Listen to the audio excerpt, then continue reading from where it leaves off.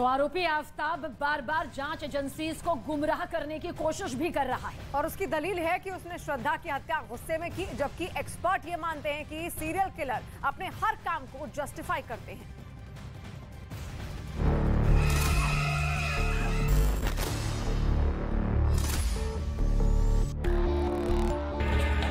श्रद्धा murder case में भी आरोपी आफताब बार बार यही दलील दे रहा है कि उसने श्रद्धा का मर्डर गुस्से और आवेश में किया। जो होते हैं सीरियस क्राइम्स, वो मनोविज्ञान और मनोचिकित्सा की स्थिति से संबंधित है। तो इसको कहते हैं क्रिमिनोलॉजी या फॉरेंसिक मेडिसिन और मनोविज्ञान मनोचिकित्सा का जो ओवरलैप है। जितनी जानकारी हम सबको अवेलेबल है, इसमें मुझे कोई संदेह नहीं है कि इस व्यक्ति की जो पर्सनालिटी है वो क्लासिकल साइकोपैथिक पर्सनालिटी प्रोफाइल है, जिसको आप कहते हैं एंटी सोशल पर्सनालिटी डिसऑर्डर। तो व्यक्ति का एक सबसे बड़ा जीवन में मंत्र होता है अपने मन की करना और दूसरों को परेशान करना, मैनिपुलेट करना, और अगर मुश्किल में आ जाए तो किसी भी प्रकार से खुद को बचाना।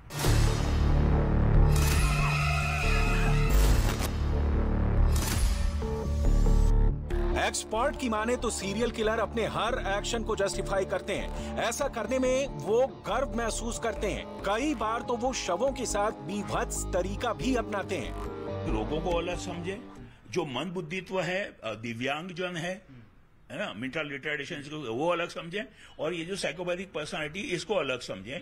इसका इलाज अभी भी मुश्किल है। एक्सपर्ट बताते हैं कि आपराधिक मानसिकता वाले लोगों का बिहेवियर आमतौर पर एंटी सोशल होता है। ऐसे लोग खुद को मासूम दिखाने के लिए घटनाओं को मैनिपुलेट करने में माहिर होते हैं। श्रद्धा मर्डर केस में भी आफताब पहले दिन से ही कत्ल की कहानी को मैनिपुलेट करने में लगा है और शायद इसलिए वो अपने बयान बार बार बदल रहा है। तो 23 नवंबर 2020 को पुलिस को श्रद्धा ने जो शिकायत दी थी, उसने उन सारे प्रकरण का वैसे ही जिक्र किया था जैसा कि आफताब ने पुलिस को अभी तक की पूछताछ में बताया है। और ऐसे में सवाल ये है कि क्या आफताब ने पूरे प्लान तरीके से पूरी वारदात को अंजाम दिया, और क्या इस वारदात को अंजाम देने के लिए आफताब 2 साल से प्लानिंग कर रहा था।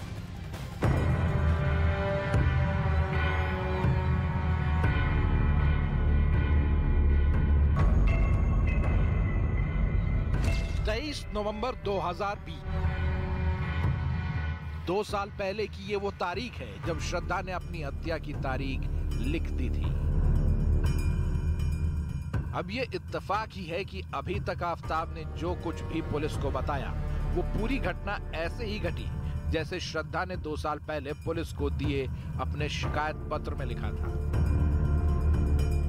श्रद्धा ने पुलिस को शिकायत तब दी थी जब आफताब उसके साथ लगातार मारपीट कर रहा था और गला दबाकर उसकी हत्या करने की धमकी भी दे चुका था। आफताब की पिटाई के बाद उसका नाक, गला, गाल, कमर के नीचे के हिस्से पर बेतहाशा चोटें आई थी, जिसके निशान श्रद्धा के सामने आए उस वक्त के फोटो में दिखाई दिए। पालघर के तुनलिक पुलिस को दी कंप्लेन में श्रद्धा ने जो लिखा, वो सब कुछ हूबहू सच साबित हुआ। अभी तक की जांच के मुताबिक 18 मई 2022 को आफताब ने श्रद्धा को ठीक इसी तरह मारा जैसा श्रद्धा ने अपनी शिकायत पत्र में लिखा था। उसने पहले श्रद्धा का गला घोटा, फिर लाश के टुकड़े किए, इसके बाद उन टुकड़ों को जगह जगह फेंक दिया।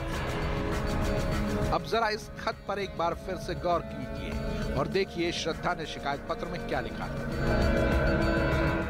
आज उसने मेरा गला घोटकर मुझे मारने की कोशिश की। उसने मुझे डराया, ब्लैकमेल किया, साथ ही ये भी कहा कि वो मुझे मार डालेगा, मेरी लाश के टुकड़े करेगा और फिर उन्हें बाहर फेंक देगा। अब ये महज इत्तेफाक था या फिर सच में श्रद्धा को अपने साथ होने जा रही खौफनाक वारदात का आभास हो गया था? अब सवाल ये है कि अगर श्रद्धा को आफताब की खौफनाक प्लानिंग पता थी, तो फिर उसके सामने ऐसी कौन सी मजबूरी थी जो सब कुछ जानने के बावजूद श्रद्धा अपने कातिल के साथ रह रही थी? तो श्रद्धा की इस मजबूरी का जवाब भी इसी खत में लिखा गया था। श्रद्धा ने अपने खत में 2 जगह ब्लैकमेलिंग शब्द का इस्तेमाल किया था। खत सामने आने के बाद सवाल ये भी खड़ा हो जाता है कि आखिर आफताब के पास श्रद्धा का ऐसा कौन सा राज था जिसे लेकर वो ब्लैकमेल कर रहा था। तो आफताब के जुल्मों को लेकर श्रद्धा ने शिकायत कई बार की थी और ये शिकायत 26 दिनों तक थाने में भी रही, लेकिन बाद में आरोपी आफताब के माता पिता के समझाने के बाद उसने शिकायत वापस ले ली थी। दोस्ती और इश्क से मारपीट, हत्या की कोशिश, ब्लैकमेलिंग, सब कुछ सहने के बावजूद श्रद्धा आफताब के साथ एक उम्मीद पाले रह रही थी। जी हाँ, इतने जुल्म सितम को सहने के बावजूद श्रद्धा आफताब से शादी करना चाहती थी। पुलिस को आफताब के खिलाफ जो कंप्लेन उसने दी थी उसमें उसने शादी करने की बात लिखी थी। 23 नवंबर 2020 को जो कंप्लेन श्रद्धा ने दी थी उसे 19 दिसंबर 2022 को वापस लिया। श्रद्धा ने लिखा कि आफताब के माता पिता मेरे घर आए और उन्होंने कहा कि आपसी झगड़े होते रहते हैं। आफताब के पिता और माता के समझाने के बाद मैं अपनी शिकायत वापस लेती हूँ। ये एक और गलती श्रद्धा पर बैठी। आफताब के बहकावे में अपनी शिकायत को वापस ले लिया और इस तरह उसने आफताब को एक और मौका दे दिया, जिसका खामियाजा उसे अपनी जान देकर चुकाना पड़ा।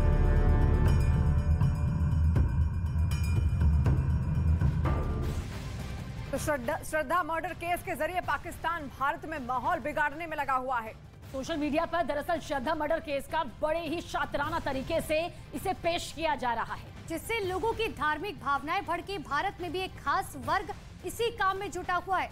इसके अलावा एक्सपर्ट्स का ये दावा है कि सोशल मीडिया में माहिर आफताब ने इस तरीके से श्रद्धा के सोशल मीडिया का खुद ही इस्तेमाल करता रहा, जिससे कि लोगों की नजरों में श्रद्धा को जिंदा रखा जा सके। अभी तमाम मीम्स भी बन रहे हैं।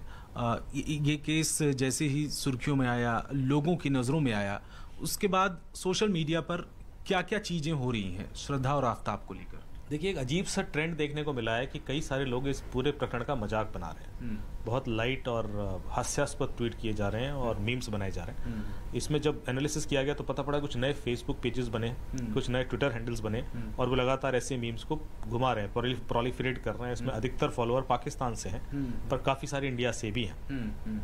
जैसे कि आप ये लगातार कुछ मीम्स देख सकते हैं जो बड़े ही ऑफेंसिव हैं और इससे किसी की भी भावनाएं आहत हो सकती हैं, क्योंकि इस तरह की सिचुएशन में मजाक उड़ाना उस चीज़ का। ये देखिए, Syed Fatima has created this page Aftab Poonawalla fridge posting, उसके नाम से उसने पूरा पेज बना दिया है जिसमें 429 मेंबर्स भी हो गए और इसमें काफ़ी सारे इंडियन फॉलोअर्स हैं जिसमें इस तरह के पोस्ट किए जा रहे हैं जो आपको दिख रहे हैं कि बड़े ही ऑफेंसिव है, श्रद्धा बी वर्गर एंड ऑल। तो ये चीज़ बड़ी अजीब सी प्रकरण आया है कि जो मेरे ख्याल से ये देखिए एक पूरा का पूरा इसमें करीब 40 इंडियन मेंबर्स हैं और अधिकतर पाकिस्तानी मेंबर्स हैं जो ये पेज बनाया गया है